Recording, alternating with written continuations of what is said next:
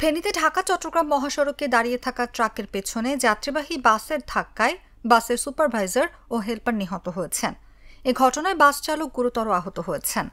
রোববার সকাল 6:30টার দিকে মহাসড়কের ফেনীর লালপোল হাফিজিয়া মাদ্রাসা এলাকায় এই দুর্ঘটনা ঘটে।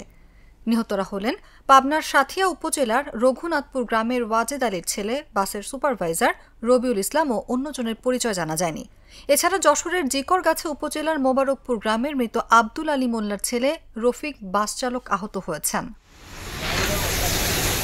পুলিশ ও প্রত্যক্ষদর্শী সূত্রে জানা যায়, সকাল 6:30টার দিকে চট্টগ্রাম থেকে ঢাকা যাচ্ছিল শ্যামলী পরিবহনের একটি যাত্রীবাহী বাস।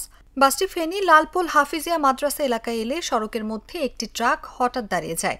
এ সময় যাত্রীবাহী বাসটি ট্রাকের পেছনে এসে সজোরে ধাক্কা দেয়। এতে ঘটনাস্থলে বাসের সুপারভাইজার নিহত হন।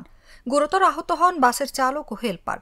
আহতদের উদ্ধার করে ফেনী জেনারেল হাসপাতালে নিয়ে গেলে কর্তব্যরত চিকিৎসক সুপারভাইজারকে মৃত ঘোষণা করেন এবং বাস চালকের অবস্থা আশঙ্কাজনক হওয়ায় তাকে উন্নত চিকিৎসার জন্য ঢাকায় পাঠান।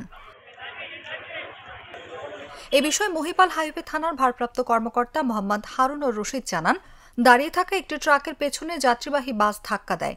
ঘটনাস্থলে সুপারভাইজার নিহত হন। চালক ও হেলপারকে গুরুতর আহত অবস্থায় উদ্ধার করে ফেনী জেনারেল হাসপাতালে পাঠানো হলে সেখানে হেলপারের মৃত্যু হয়। নিহতের মরদেহ হাসপাতালের মর্গে রয়েছে।